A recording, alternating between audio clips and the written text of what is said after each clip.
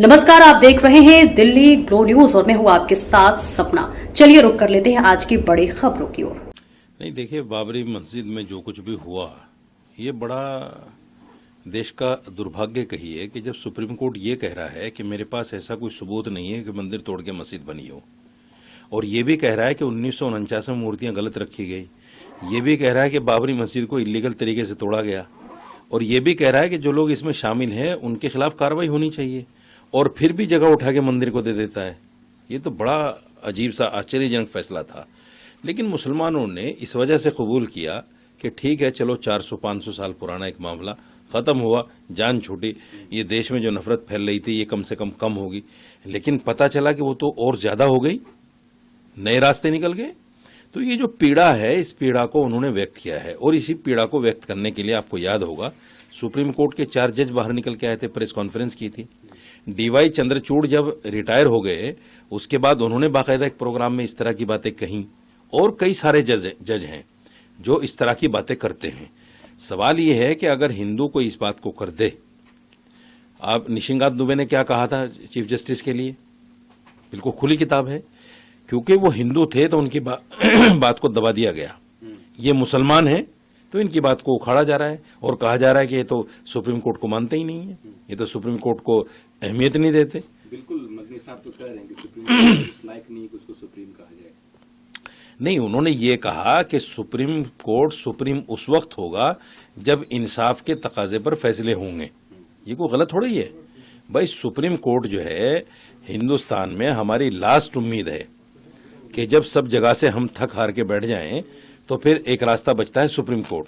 वहां भी अगर ऐसा ही हो जाए तो फिर सुप्रीम कहां से रह गया, ये एक बात उन्होंने कही। तो उसमें मैं समझता हूं कि कोई ऐसी बात नहीं है जिस पर वावेला मचे। बस वही है कि मुसलमान के मुंह से ये बात निकली है तो इस पर हंगामा तो होना जरूरी है, ये तय है हंगामा, और हो रहा है। उन्होंने कहा कि आजकल जिहाद शब्द को गाली बना दिया गया है, इसको आप कैसे देख रहे हैं? वो थूक जिहाद, लव जिहाद एक गाली की तरह टर्म यूज होता है। देखिए, उन्होंने एक बात कही कि जब जब जुल्म होगा, जब जब जिहाद होगा। इस बात को तो मैं जस्टिफाई नहीं करता हूं। इस बात को तो मैं इसलिए कहता हूं कि देखिए, ये बात सही है बिल्कुल कि कुरान ये कहता है कि जिहाद जुल्म के खिलाफ होने को, खड़ा होने को कहते हैं, कि जहां जुल्म हो आप उसके खिलाफ खड़े हो जाओ, तो इसी का नाम जिहाद है। और दूसरी जबान में अगर इसको कहें कि जिहाद जो है वो सेल्फ डिफेंस है।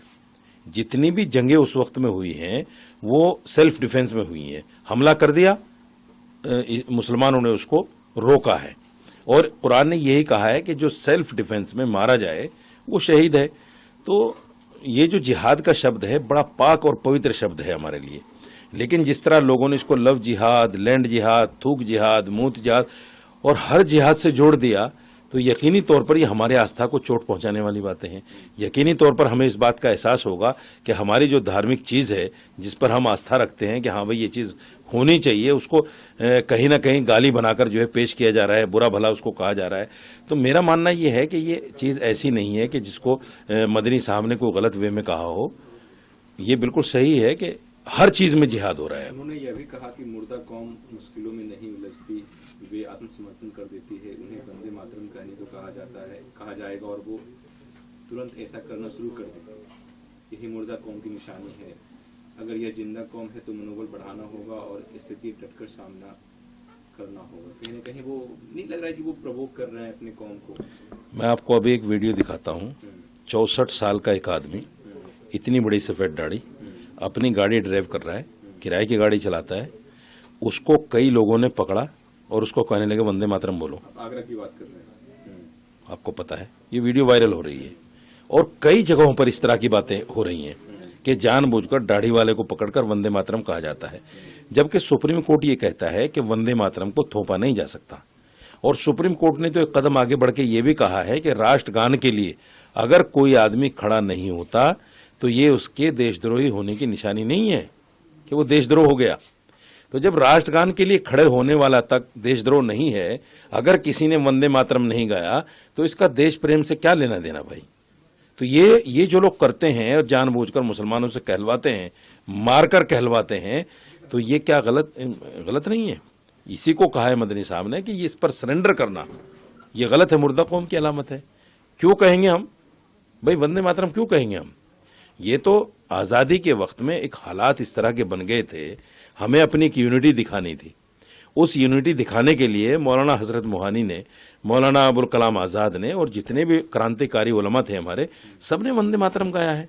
आज कौन से अंग्रेज से आज़ादी चाह रहे हो आप? कौन से अंग्रेज के साथ लड़ाई चल रही है? आज तो भुखमरी के साथ लड़ाई है, आज तो बेरोजगारी के साथ लड़ाई है, आज तो एजुकेशन में जो घपले हो रहे हैं उस पर लड़ाई है। इसके लिए क्या वंदे मातरम बोलें? आप क्या चाहते हो कि देश का सारा युवा, सारे नौजवान बाहर निकल के वंदे मातरम बोलना शुरू करें और एक आंदोलन शुरू करें, आज़ादी का आंदोलन? तो ये नहीं चलेगा। ये जो कर रहे हैं ये बिल्कुल गलत है और यही पीड़ा है जिसको बयान किया जा रहा है। एक